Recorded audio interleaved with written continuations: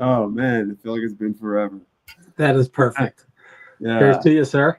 here's to you. Yes, you too. Happy birthday to Jason. He's celebrating his birthday. He's willing to sacrifice his birthday evening with a bunch of card collectors.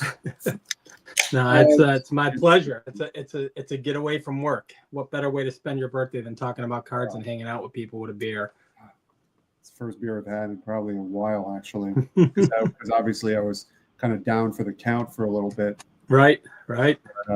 They say actually. I mean, I think drinking alcohol is supposed to kind of help when you're feeling sick.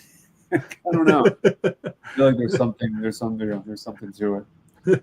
Thank But you all for the birthday wishes. I am seeing them in the chat. Thank you very much. yes, it's been so long. I can't remember what my opening kind of thing, my toast is. It's welcome to Cardboard and Cold Ones, where we raise our glasses and cheers to the legends of the on the cardboard that we collect, something like that.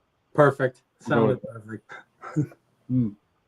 So I know on the thumbnail, if anybody paid attention to it, um, we were supposed to have two guests. We were gonna have Redneck Collector Joe and Benny from Titus Talks.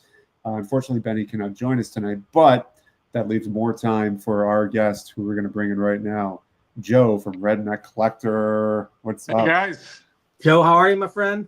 doing well. Thank you so much again for allowing me to be here. This is an honor. Oh, absolutely. Happy to have you here.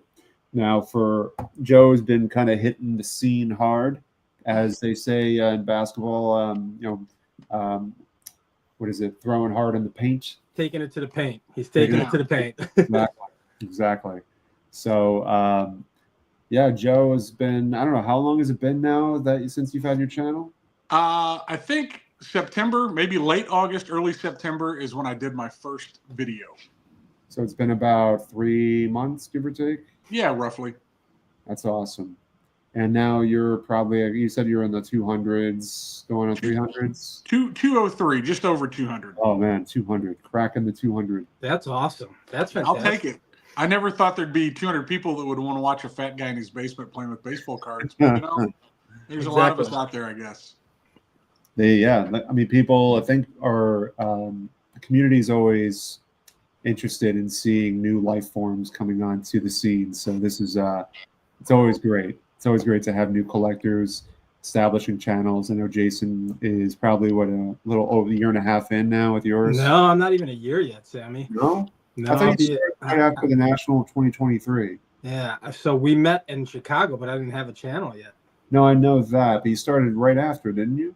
I actually started on Christmas Day last year. Oh wow! So you're literally going on a year. Yeah, I'll be a year in a couple weeks. That's amazing. Man, So think about that, Joe. You've got, I don't even know what I have from subscribers. I think I'm at like 360 something. So you're doing very well. That's awesome. Well, I'll take it. Everybody, the card community has been very welcoming. I was tossing around the idea of doing it. A good friend of mine, Brian, was like, "Oh, just do it." And we went to the get together, this past national. I went to the national the year before, but I didn't know anything about the get together then. And I was doing a bit more modern then. But I went to this past get together, saw everybody having fun. Had a blast. Got to meet Billy Ballgame, in person. Oh, yeah. And because I've been following him since the beginning, he was very encouraging of it as well. So still, yeah, it took me 6 weeks after the national before I dove in head first. But everybody's been so welcoming, and it's a great outlet for me. Like I was joking, backstage, or talking before we went live. My wife could only hear about baseball cards so much, so it's an outlet for me. It's also very cool to see what everybody else is doing, all the other pickups, and I'm influenced all the time. Our pre-war pusher Aaron is always influencing me, or I'm watching somebody's channel and just seeing stuff that I'll go down any and every rabbit hole.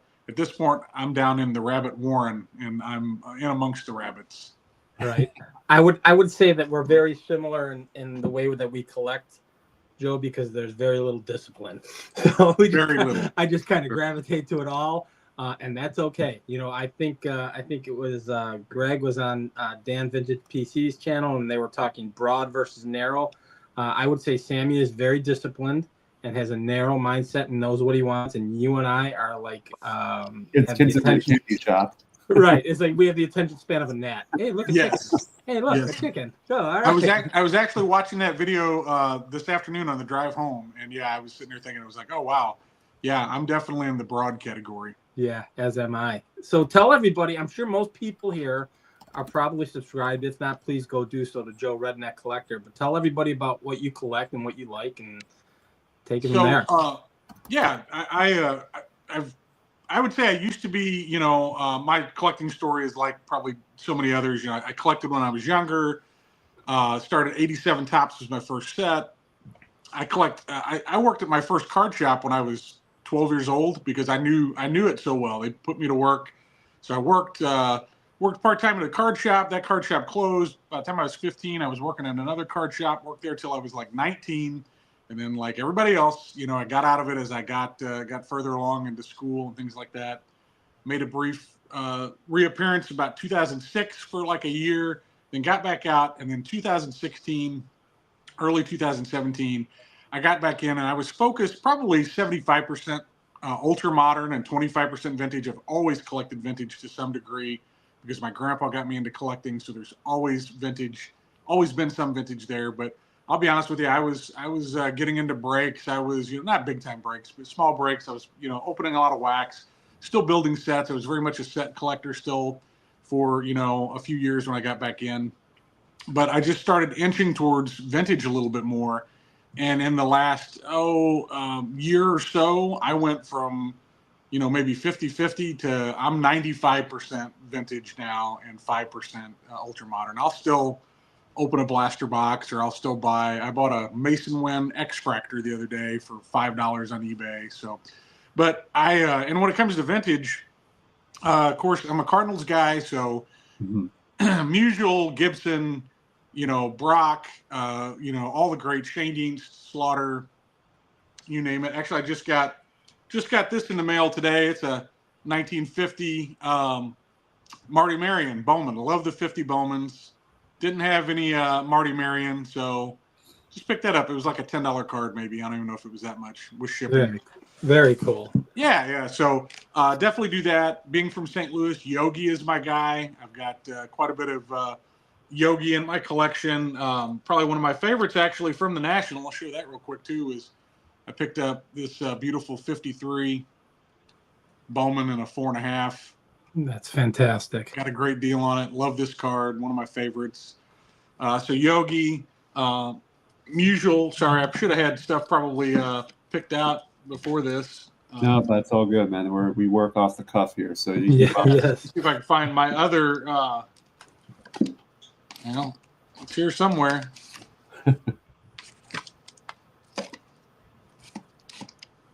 You know, I dug through these all the other day, and I got them all out of order. They were in a nice, orderly fashion, but now I don't know where they're at. You do have to tell the story, Joe, and I brought it up when you were on the Mount Rushmore, I think with Aaron and I, right? The Ducky Medwick Premium you have in the background. Oh yes.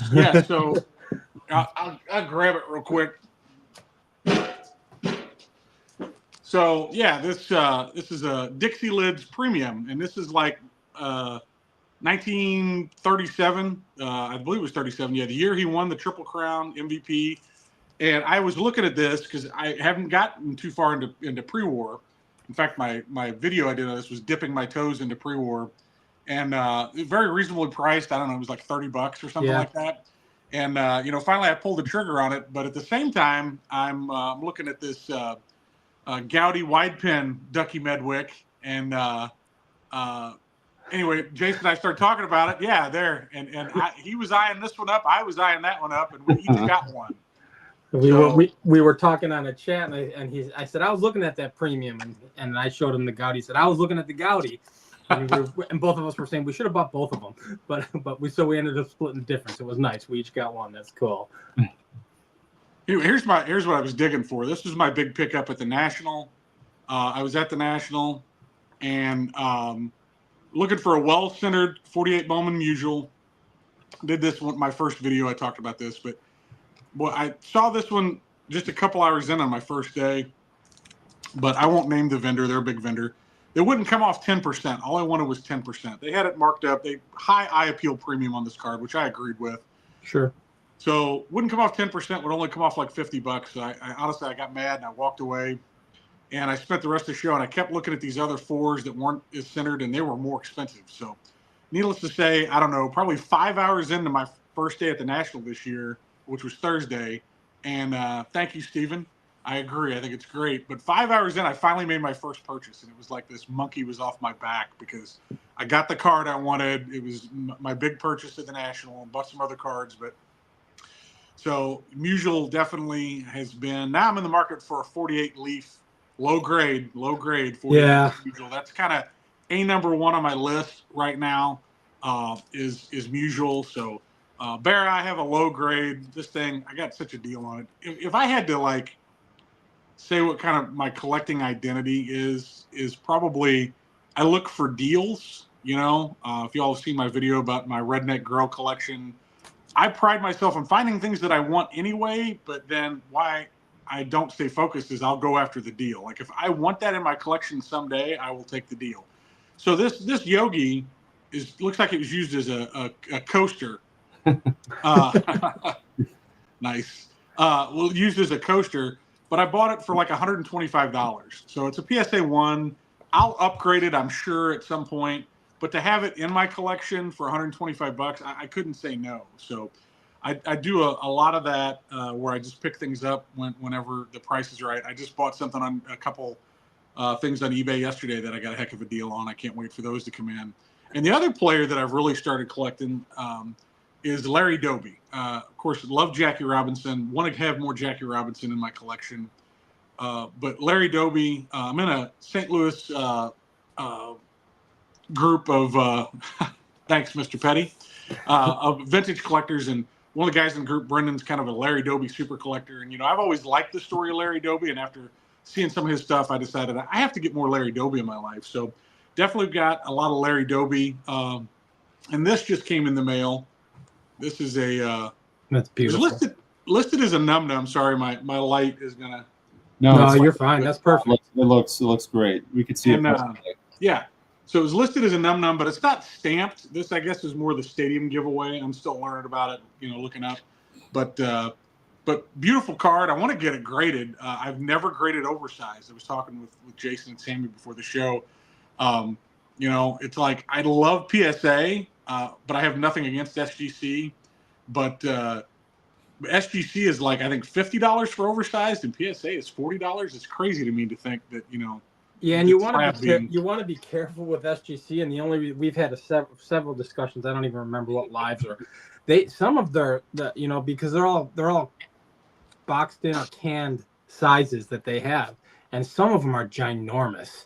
And yeah. I prefer SGC, but on their oversized stuff, some of it's just way too much. So that's a concern. That's a concern I have because going to Philly on Saturday, you guys may have seen. I've shown this before already, but I have to show it on a different camera, but let me bring it here. Heck yeah. So, the Willie Mays from the 1954, what is it? Or 55. It's like between 53 and 55. The one, I'm forgetting the name of it. The Howard Photo Service was the photography, I guess, the company that took the photo. And then it was 7-Up who did who paid for the service for it. That's cool. And these were distributed in Minneapolis. But to kind of go back to what Yao was saying, you know, I want to slab this, but this is slightly bigger than your postcard size. And so by submitting to SGC, it might be tuned in a gigantic slab. And yeah, I will tell you this, Sammy, and I just showed it. This is almost the Gaudi wide pens are virtually postcard or exhibit size. That's encouraging. That's a nice and that's my Luke Appling. So that's a nice sized one. But I know like here and now I wasn't planning on showing. I didn't even interrupt, but here's my 1929 Cashin. That I don't mind either. That's my Urban Faber. Okay. That still looks good. Yeah. Yeah, and that still looks good. But you know, I've seen examples where I think Theo coined the phrase. It's the TV tray. Yeah, that looks good. This looks good. So let me. This is going to help me, you guys. What are the dimensions? Can you guys give me like a dimensions? What are the dimensions of those cards roughly? I had, I've got it on my. I'd have to look up my video. I don't have it. Oh, that's okay. I know. If you look up the cash and set, it'll tell you the dimensions. Okay.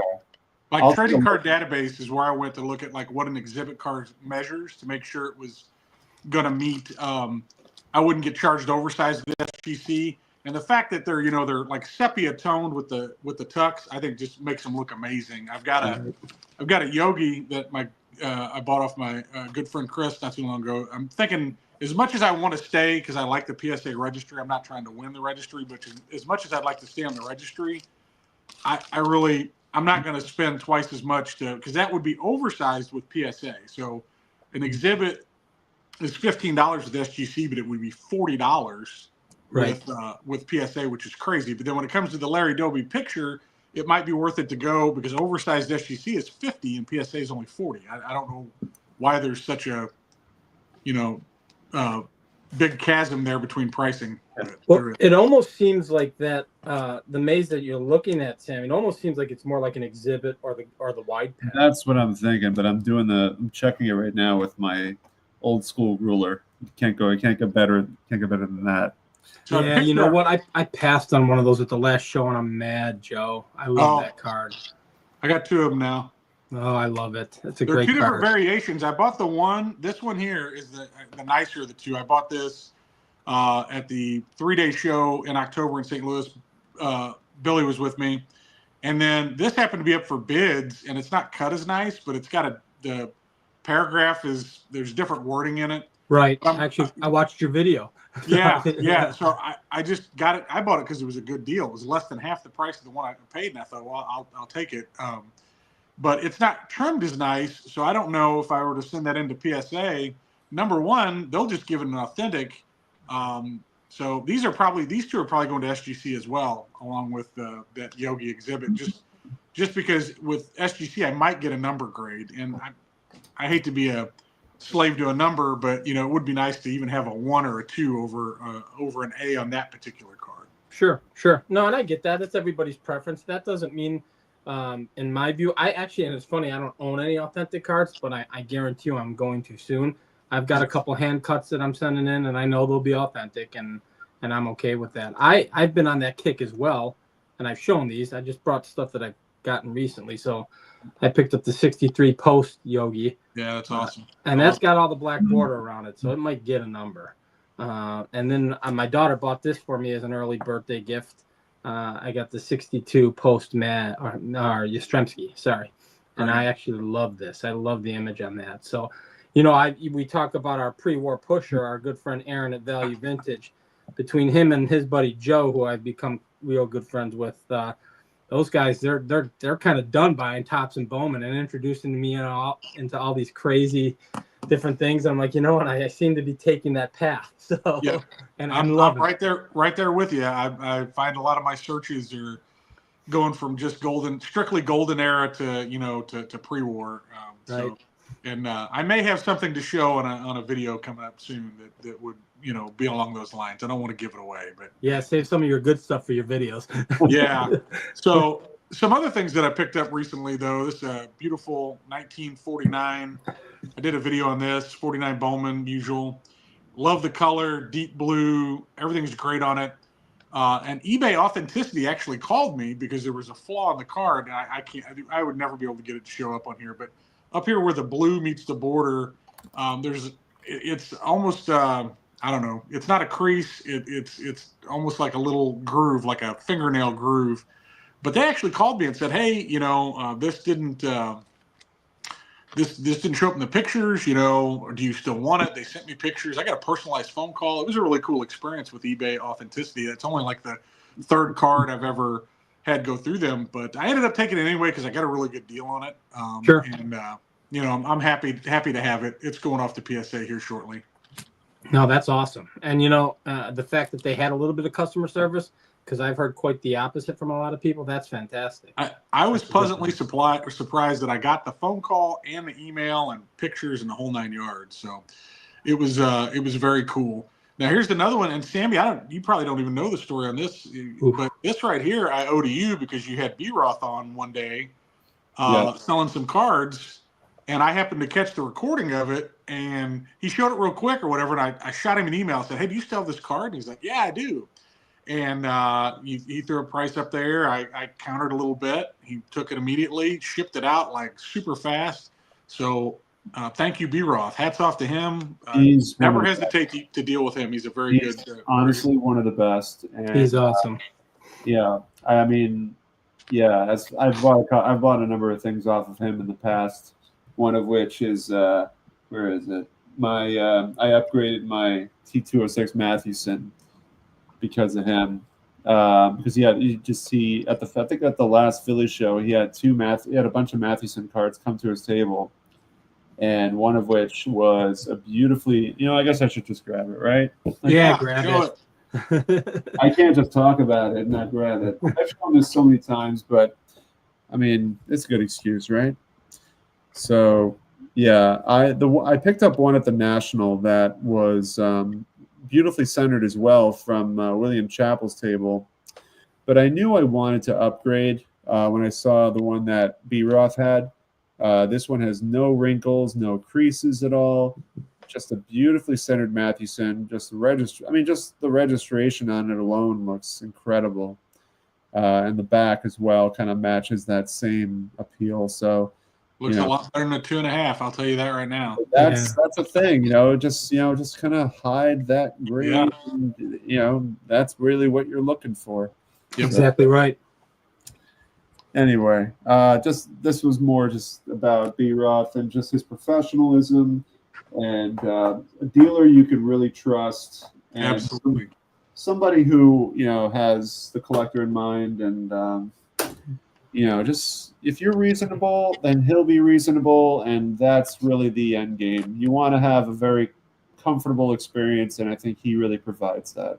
Yeah, he was so easy. He didn't know me from Adam. And here I am, emailing him about this, Red Heart Mutual, and super great guy to deal with, and communication was there every step of the way. Sammy, are you going to Strongsville with him this year again? Yeah, we'll be driving Thursday morning. The same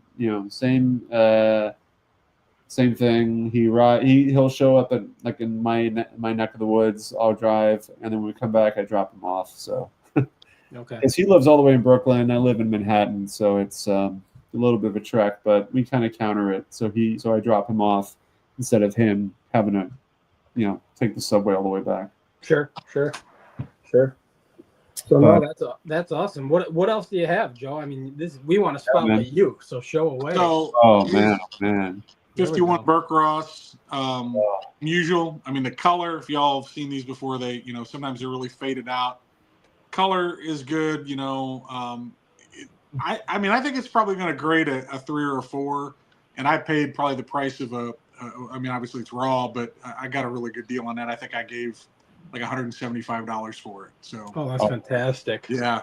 So extremely happy with that. Like I said, I'm all about the crossroads of cards that I want meeting. I'm getting this smoking deal. I say this in my videos. I spend an unhealthy amount of time on eBay.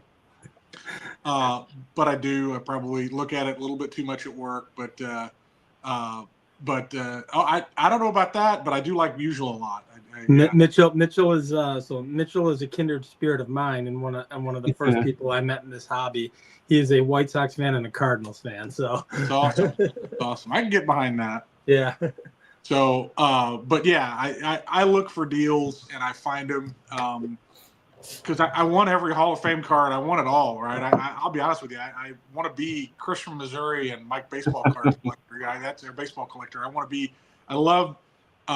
I don't care about doing sets anymore, but I want to do Hall of Fame runs from certain sets that I really enjoy, and then that would help me do player runs. So that's kind of I'm on the first leg of a very long journey, but that's kind of how I collect. Is it doesn't have to be an absolute, top tier Hall of Famer for me to want it. If it's a Hall of Famer and it's a good price, and I'm a little bit of a centering snob.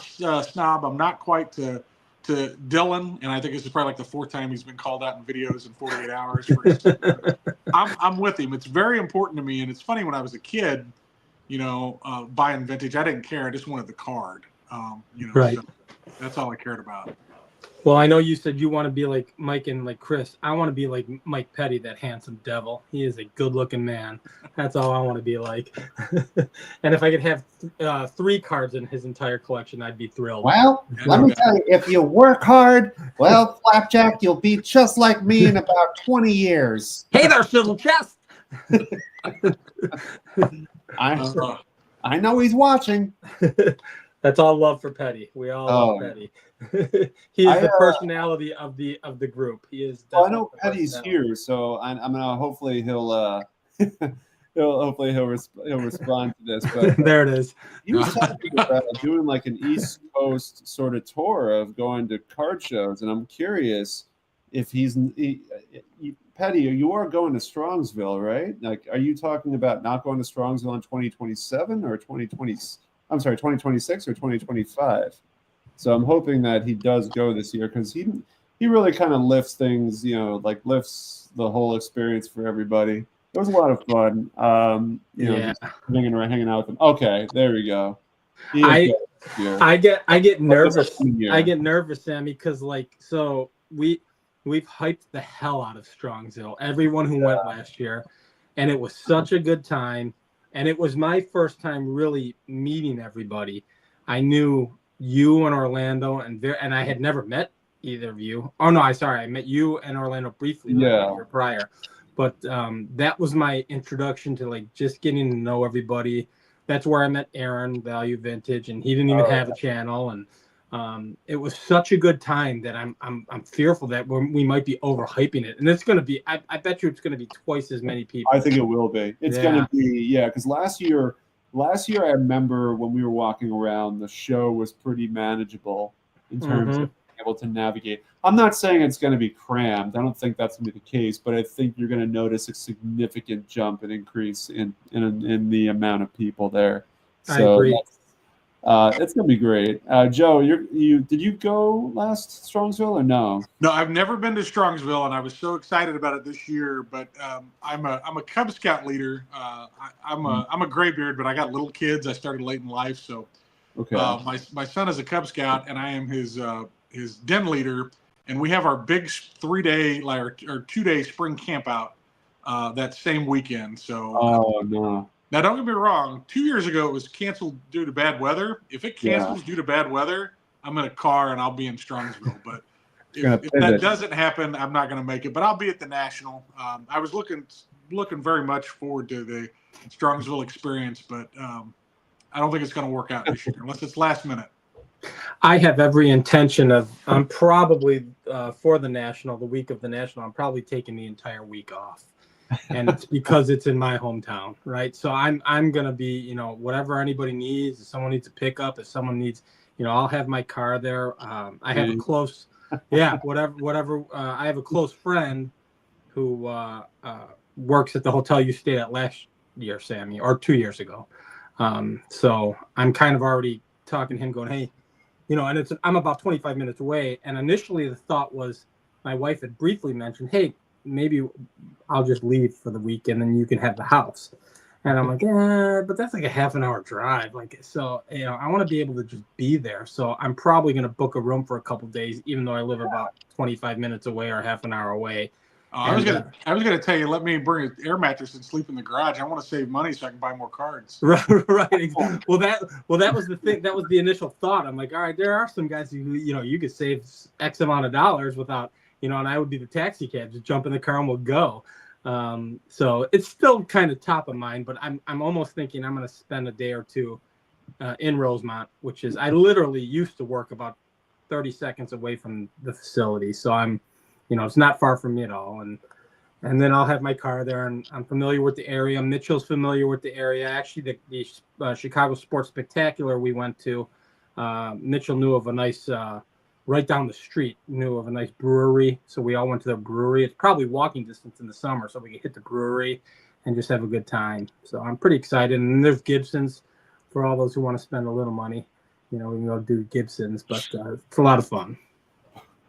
It was quite funny. I bet you he's asking for Pete. He's asking for Pete. That's my bet. I'm banking on that. I've got an outhouse. Mook. So it's gonna be great, man. It's gonna be a lot of fun. Strongsville. I'm actually a little bit more excited about Strongsville than the National, just because of how, there's a little bit of it's less chaotic, and Yes. I'm more in favor of less chaos in terms of having to run around. Which I have to give. I don't think he's here because I got to give Jake Legends Never Die a lot of credit for really, kind of being our captain on the road, because he drove from at the National this past year.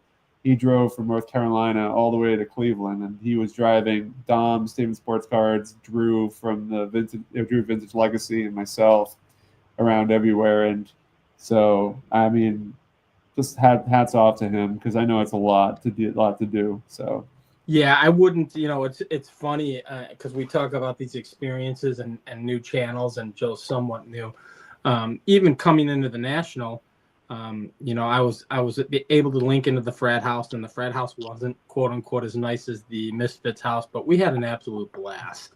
And being able to meet all those people, become friends with them. You guys know now I'm on like 15 or 16 different text threads, and every day someone's showing something new. And so much like you had said, Joe, you didn't have anybody to talk about this stuff with. Now you have 50, 60 people to talk about with this stuff, and it could go all day long. Yeah, it's fantastic. How many times as soon as you linked into Aaron and myself, I've been texting you. We've been texting since then. It just happened. Oh yeah, it's great, because I've got two friends, Brian and Chris, that we do the same thing, but that's really it. I didn't have, and really I've only known them for a short time. So to expand that circle and have some more people to talk to, that's what it's all about. And like to Sammy, to your point, that's what I was looking forward to in Strongsville, was the community. I'm sure I would have spent some money if if I get to go, I would buy something, but it would be more about, regardless. You'll be broke, but you'll be happy. Right. Yeah. I'll be able to fill my time after I'm broke, rather than just mill around by myself. I will. Orlando's right on that, by the way. I will tell you this: I spent more money at Strongsville than I did at the National. I'm going in with a laser-like focus for Strongsville, but I do have a thought that if I'm in savings mode, if the savings come quicker than I think they will, I might pull the trigger on the card before I even get to Strongsville, which means I need to reevaluate what I'm going to do. But right now I have a pretty heavy focus on what I want. There's one card in particular, and I haven't spent a lot of money either time. The National, I did not spend a lot. Sammy, you walked the floor with me that day. I think I spent maybe $300, $400. Well, you bought the Ted Williams. Was it the Ted Williams and Cronin? Oh yeah. I bought the not the double play. Is it? Yeah. 41 that double was play. Kind of a spur of the moment kind of Yeah, purchase. yeah. I'll never forget, because I was just I was so focused on the 56 Jackie. Yeah. It was kind of bumming me out that I shouldn't have. I don't usually think like that.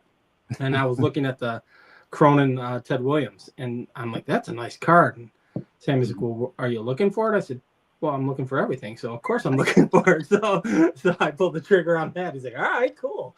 So and then like an hour later, I met up with Chris from Missouri. He bought the same card. That was one of the 1,000 cards that he bought that day. That was Cardboard and Cold One's reality show, because we were walking around with beers in our hands. That's correct. We were. Because he bought my beer. Okay.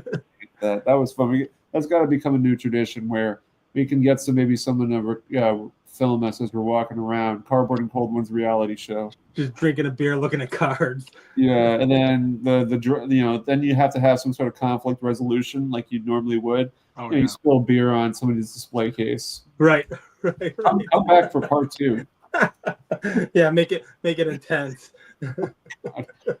Knock on wood, I do not condone that behavior, and I hope it never happens. So I do know this is, and we've still got a little bit of time, but we're up against, I think Mangini's going live too. I think Orlando's jumping on right later tonight. I heard he was going live. I wasn't sure what time I was. So I think he's 9 Eastern, so we got plenty of time. I just don't want to blow over the top of them. Not that it matters. Everyone break in the case of We're the warm up show. Right. We're the encore, or the whatever, the warm up opening act. Yeah. Yes. There you go. But So, yeah. so Joe, how many? I mean, you went to the national last year, or Yep. this past year, excuse me, in Cleveland. So, how many have you gone to? Is that the first one? No, that was like my third one. I went to Chicago in 2023, and then the national came to St. Louis, and I think it was 95. Wow.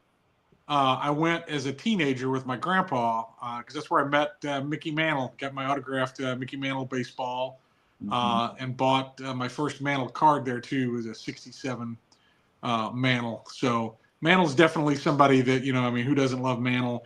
I've been working on a from '69 backwards on a Mantle run for a long time, but. I'll probably never make it to a 50. I'll never say never that I'll never make it to 52 tops, but right now I need like 63 to close out the 60s, and then like 59 and 58. I've got 56. I've got 57. But it all started when I met the man, got his autograph, and bought my first card at that national in '95 with my grandpa, because my grandpa was my, gatekeeper to old baseball. Well, new baseball too. He got me into watching the Cardinals when I was 6 years old, but he was more than happy to go to that national and walk around and see all the old timers and do that thing with me. So yeah, this coming year will be just my fourth national. Oh, Okay, wow. very cool. Sammy, you've been to quite a few, right? I think I've only been to 3. So I was at the Atlantic City one. Okay. Then the year after was Chicago, and then the most recent one. So that was Cleveland. So this will be my 4th one coming up. Okay. Well, I'm not. Yeah, this will be my 5th. So I'm not. And Yeah. This is Cleveland was the first time I've ever been to one outside of Chicago. So this is it'll be my 5th, and I didn't go to Atlantic City. You did, Sammy. You went to Atlantic City, right? I did. Yeah, that was actually, I think, the first. That was 2022, was it, or 2021? I think 21, right? 21, 22. No, it would have been 2022, I think. 22. Okay. Yeah, because I don't think I went to the national in 2021. That's when I got back into the hobby in 2021, and I think 2022 I went. And my embarrassing admission, this is just, clearly I just don't. Yeah, I was so fresh back into the hobby, I didn't know who was who, and I had Dr. Beckett sitting next to me. I had no idea who he was. But that's okay. I mean, if you just jumped back in, right? I mean, yeah, I mean, we're talking about years between not collecting, not doing anything, and jumping back in full head of steam. And so I didn't know the big figureheads at the time. And so, Dr. Beckett sitting next to me, and after he walked away, I think Don Steven Sports Cards, who I knew at that point, said, "You know what that was? That was Dr. Beckett." And I was like, "Oh, oh man, I should have shaken his hand. I'm sorry, Dr. Beckett." he might want to consider taking his name off of that company at this point in time. They're in a shambles right now. It's a mess. Well, listen, I mean, that's no, the controversy that surrounds that doesn't include him at all. But correct. It's unfortunate, but he's moved on to bigger, better things, it seems. I will say that when you're hunting for cards that you're interested in, I heard it out of my buddy Joe's mouth for the first time, and it made me laugh because we were at the Sports Spectacular together. I picked up a card. I actually picked this up, oversized, and I think Joe's gonna know what I'm showing. So there it is. It's my National Chico Premium DVD. That's awesome. So I picked that up in a Beckett slab, and the running joke between Joe and myself and Aaron is Beckett for the win, because nobody wants to touch a Beckett slab, and I'm not buying a slab. I'm buying the card, so I'm all excited. I'm like, I'll look up every Beckett out there and buy it if I have to. The quote-unquote Frankenstein doesn't mean anything to me. That slab means absolutely nothing. So if I can get a discount because it's in a different kind of plastic, I'm all about that. So I want to go back to something that Joe was showing earlier, the stand. What was it? I can't remember which one it was, but the one that you had to pay over for, or you felt you paid over for. I know, like they said they wouldn't give you a discount on with 10%. Oh, the 48. Yeah, 48. yeah. So my question is like, I mean, obviously you remember that situation with the dealer, but do you feel after paying the premium that you feel like any sort of like, oh, I wish I didn't pay as much, but clearly it doesn't sound like you do though. Oh no, Because I'm happy with this. All it took was for me, Sammy, was to walk around the show floor for. I think I yeah, found it probably about 2 hours in. They wouldn't deal with me. I got pissed. I mean, I really was. It's like I couldn't believe it. And I walked away and spent probably like another 3.5 hours walking around and looking at other fours and realizing that the other fours were not nearly as nice, either off-centered or had some other issue with them. And they were going at like a $200 or $300 more premium. Now those dealers might have maybe wanted to deal, and they might have come down to the price that I paid for this one, but I didn't want them for the money. This was my card, and yeah, I have zero regrets. that's good. I'm not trying to bring up any sort of soreness on it. It's just I'm always curious on the reaction after sometimes because I mean we've all done it, so it's not a surprise when when you hear a collector that pays a premium for stuff. I mean we all do it, but it's always and just from seeing it here, showing it, I mean it's a stunning looking card. The centering on it is incredible, and I'm very happy. I'm not surprised that you are that you came away feeling really good about it, because I would feel really good about it too. And that kind of it kind of leads me to just the topic overall of I when I buy something, and once I pull the trigger, like I can honestly tell you I've never really had regret. I mean maybe that's my lack of focus, but once I purchase, even if I thought I've overpaid or I paid above what quote unquote comp is, it doesn't bother me. And one of the main reasons is once it's in my collection, I never look at the price again. So I don't reevaluate what my cards are worth. Like people, that's the running joke for those. Well, we all collect, and everybody in the chat knows enough. You get somebody over at your house who doesn't really collect cards, and the first thing out of their mouth always is, "Well, what's it worth?" And my answer is always, "I have no idea. I don't know. What's your most expensive card? I don't know. I don't know." You're able to separate. You're able to separate yourself. Unattach yourself from. Yeah, I mean, I agree with you. Yeah, I mean, that's not my whole point, and I try to push that, particularly with. Everybody, but particularly with younger collectors. I've got a young family member who's collecting, and I try to get gifts and whatnot, and I want graded cards. I said, don't worry about graded cards. I said, Dad, just have a well-rounded collection. It's great that it's graded. That's cool, and he's very young, but that's all he sees, and he's not watching all of us old heads. He's watching everybody else who's showing PSA 10s all over the place. So that's all he knows. And I don't want him to have the thought that if he sees a PSA 8, well, then it's just junk, because that's not how that works. So it's Right.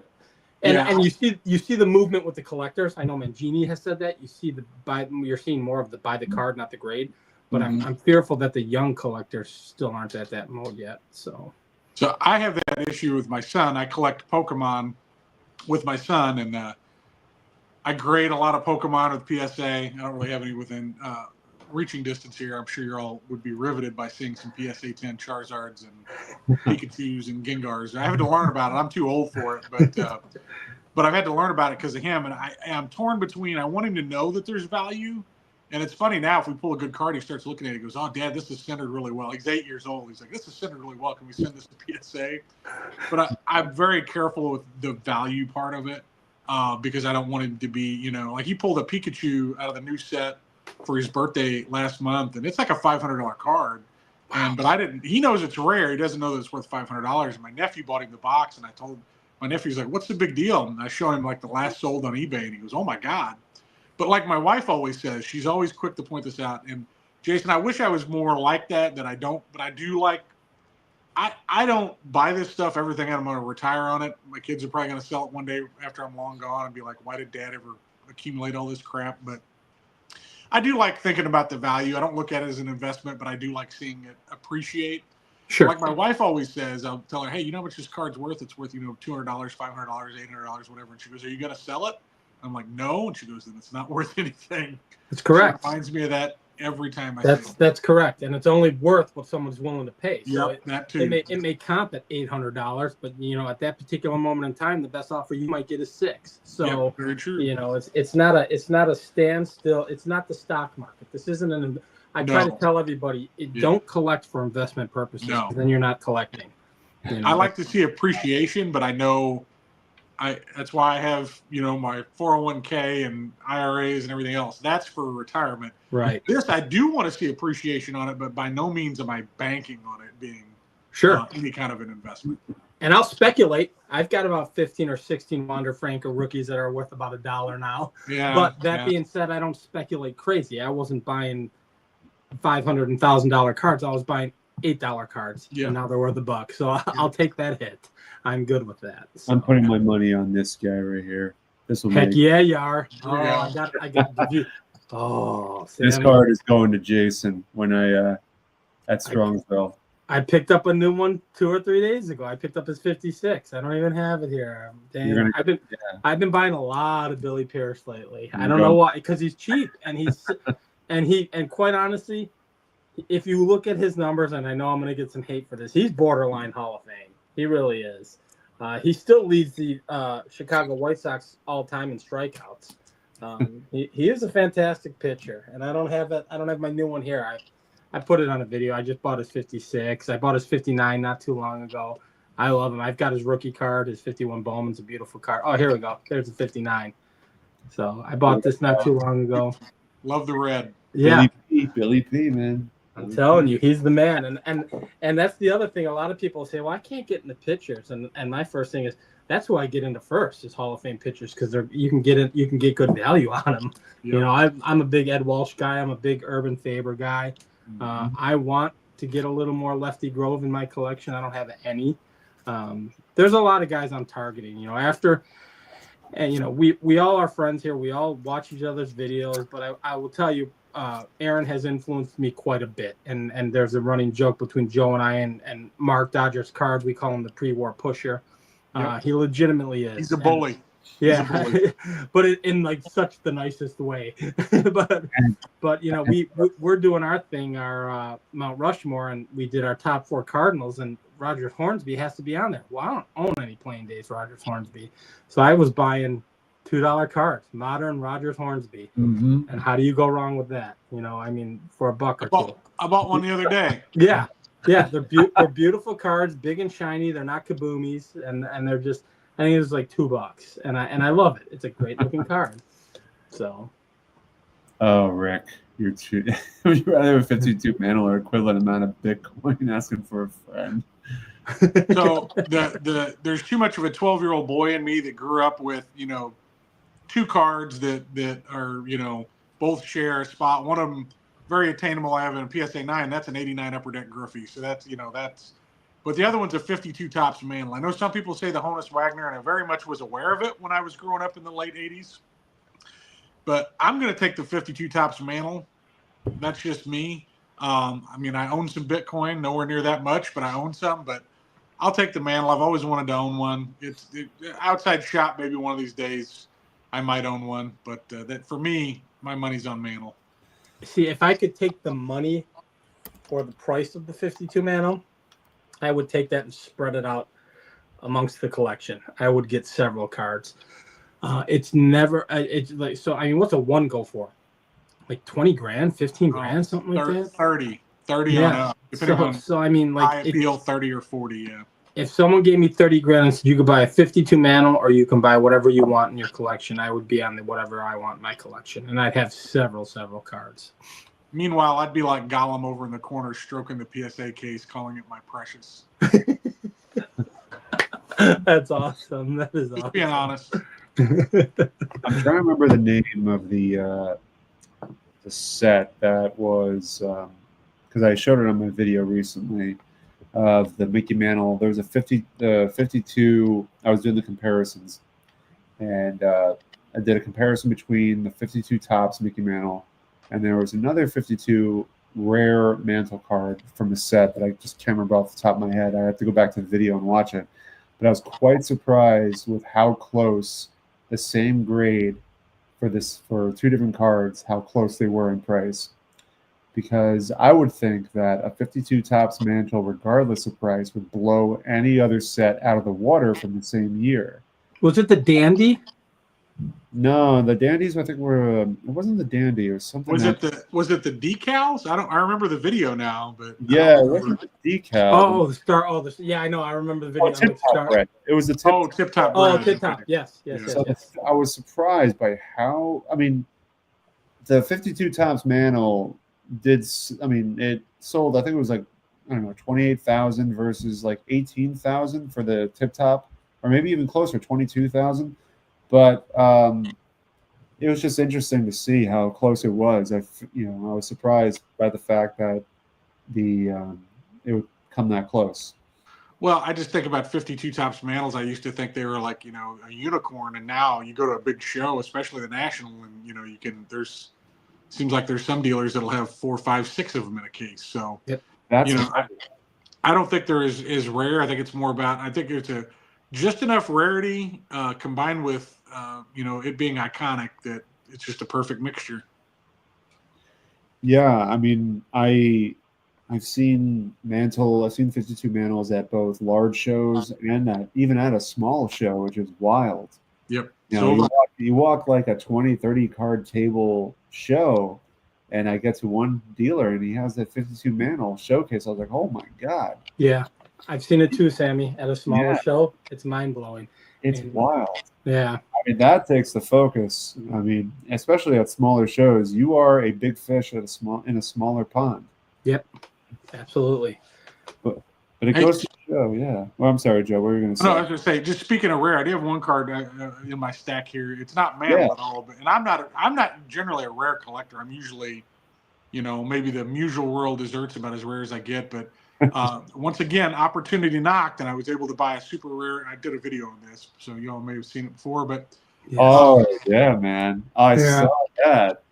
Got paper wash up at the top, my Seaver, and that's pretty. It looks like it was maybe, I don't know if it was maybe a little tape or paste that was in a book and like taped in the top and maybe a piece on back to keep it in place. But there's only 150 of these graded with PSA.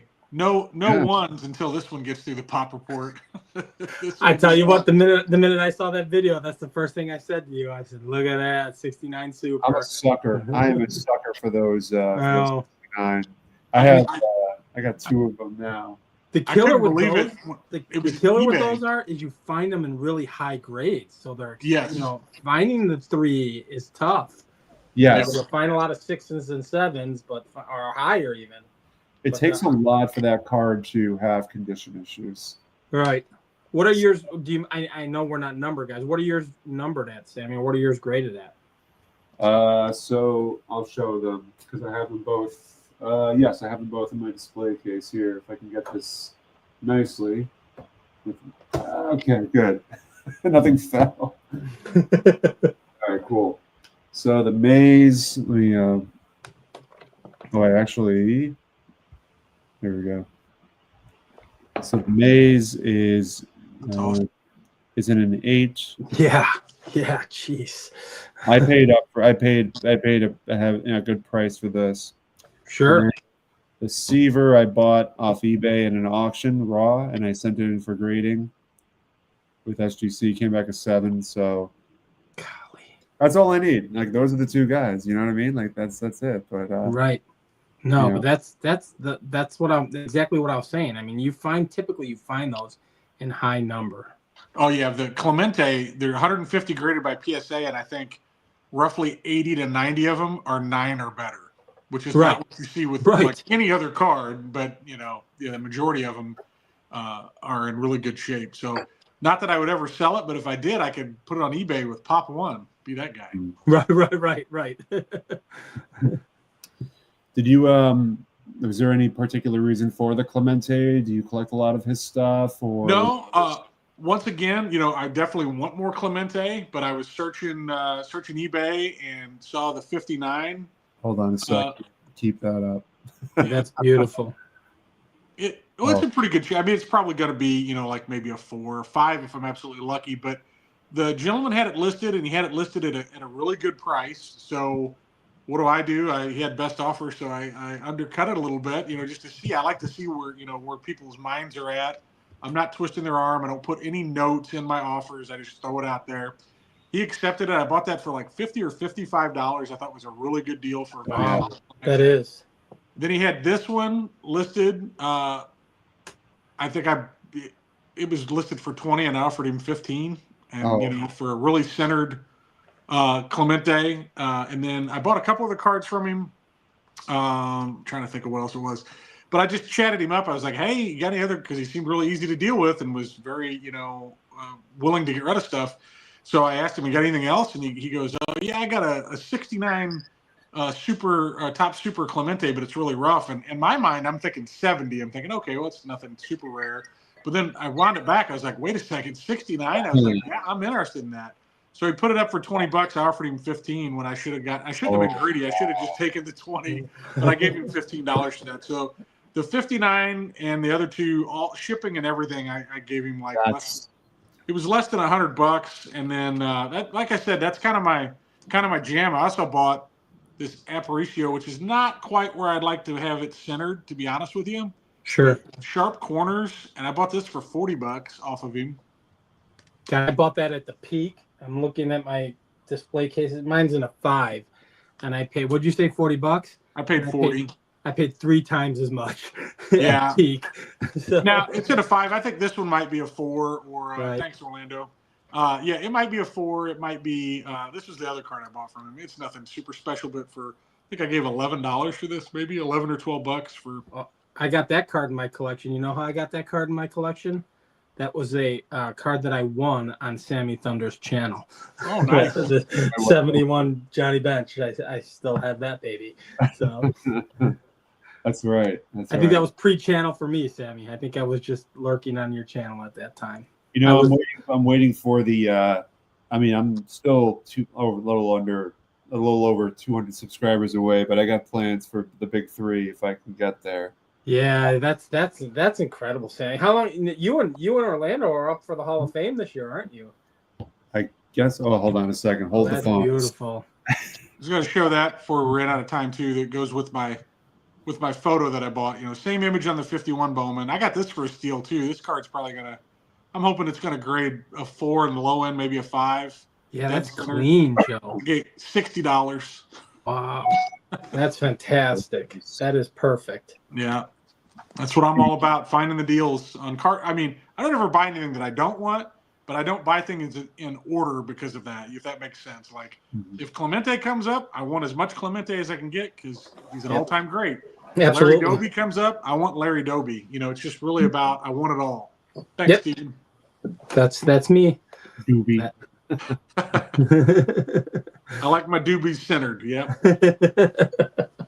But so I was thinking about for like a 3,000 subscriber giveaway, there's so many of these VR giveaways, but it'd only be fitting that I would do a giveaway with I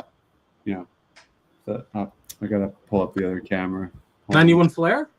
I think about doing a giveaway where I'd include the K line as well as the Frank Robinson. For real? You're willing to let those go, Sammy? Wow. Yeah, to kind of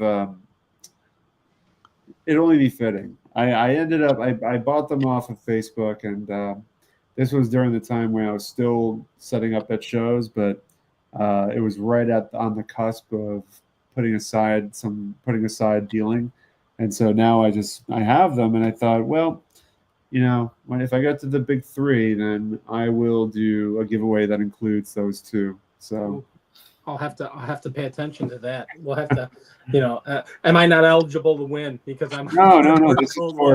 This is for it'll be like a VR thing, right.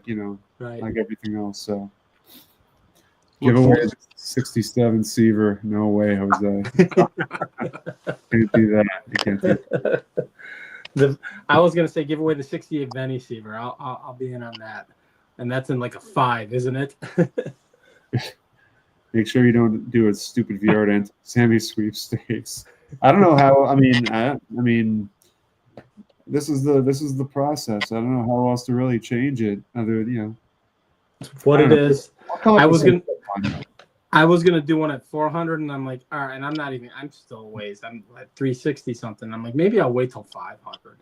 I think 500 is a good milestone. That's I mean, I did want to. I don't even know what my first. I think it was 200, and I gave away a mantle, and I'm like, all right, how am I going to top that? And then I gave away a bunch of other stuff, and I'm like, I'm like, I got to figure this out. So, there might be a purchase that involves me just going, okay, this is what I'm giving away, and I'll buy something, pick something out and buy it. So I know mantle was 1.5. It wasn't anything spectacular, but it was still a nice card. Hey, a mantle's a mantle. Speaking of that, I've got some of those. You got several of those, don't you? Well, can we get you in there, Joe? I was going to say, if anybody hasn't watched my videos, if you watch my Redneck Grill collection, which is in 3 parts, it's a collection I bought back in October, and it had this was in it. This 2.5 61 was in it, which just shouldn't be a 2.5. It's not that nice, I don't think. And I had a 1. I actually ended up moving on from the 1, but I had a 67 and a 1. But I had those 3 cards along with just a myriad of other iconic cards: bench rookie, Joe Morgan rookie, Tony Perez rookie, and just a slew of Aarons and Roses and Mays.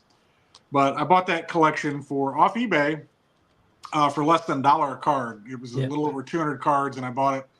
And as a highlight of maybe my year outside of going to the National was buying that collection. It was a lot of fun, and definitely got my value. I got my value out of it just sifting through it and sorting it and doing everything else with it. But it was cool to pull down some, even if they are low grade. Most of the collection was low grade. It was still a lot of fun. So if you get a chance, watch those videos. You can see me get all giddy about it. Oh, you killed it! You absolutely killed it on that. That was a huge win. And there was and I was confused with the 60. You had several 67 mantles at one point, didn't you? Have like 3 at No, one point? I got of the 66 mantle. I've got multiples of this one. Okay. There's only 1 in that collection, but I have like 3 66 mantles. Yeah, that's 66 is like one of my favorite years. I talked about it in our Mount Rushmore video. I was gifted some 66s when I was like 10 years old, and of course it left an indelible mark on me because I was so much into baseball cards at that time. So none of them were mantles, but the minute I, got back in the hobby, like in 2017, I started buying mantles, and the 66 was one of the first ones. I'll tell you what I am interested in, and it's kind of maybe it's the Sammy influence. I think I'm kind of interested in the 66 mantle Venny. Another guy to talk to about that. Yeah, I know. So and actually I like the 64 Vennies a little bit. I like 64 a little bit better than 66 as far as sets in general, but the 66 or the 64 Venny is kind of piquing my interest lately. So they're very cool. Yeah. I mean, you can get it in a 1, 1.5, and it's still amazingly cool. So that's why I wanted to really push to and not that it required a lot of pushing, but that's why I wanted to have Brian Fish come on to the For Collectors live stream, because Brian does. I mean, he has the he has the inventory to be in the midst of the Philly show and all these other shows, but obviously it's he's restricted to more regional shows for personal reasons. But I really wanted to make sure that he had the opportunity to really to kind of be able to kind of bring awareness to the Venny stuff, because he has a great inventory, and I think a lot of the community should really reach out to him. So Jason, if you're interested in looking for a Venny, please reach out to him. That's going to happen sooner rather than later. I'm looking at some lower. Well, I wouldn't say lower end, lesser Hall of Famers, if you will, not quite as big. I showed you one, Sammy, that I was interested in, and I might be pulling the trigger on that tonight because I got some birthday funds for my parents. So tonight might be the night where I just pull the trigger on a Venny, a smaller Venny, not a mantle or anything like that. But he's. I've purchased a number of things from him. The 60, I can't really see it, but the 67 Willie Mays and the Louis Tiant, which was very spur of the moment because the Tiant just kind of caught my eye. It's a 4, isn't it, Sammy? It's really clean. Do I have it up there? I might not have put it up tonight, but yeah, it's a very clean looking 4. And I have a golden. Oh, actually, Mookie is the one who came up with the golden rule for Vennies, which is you multiply the grade by 2, and that's that's the real grade. Absolutely. I think you said that. And I'm like, that's a perfect. You hit that on the head. We got to give Mook some credit for that because that was perfect. He deserves a lot of credit for that one. Yeah. But yeah, no, it's if you're looking for Vennies, Brian's a good dealer for that, and I don't know if Pat Quinn still has a lot of Vennies. I haven't spoken to him since before the National. I'm hoping he's doing okay, but he's I think he still has it. He sounds like he still has some stuff, but I mean, his experiences of going to Venezuela in the '80s were pretty just out there. Well, do you guys follow Josh, Vintage Wonderland?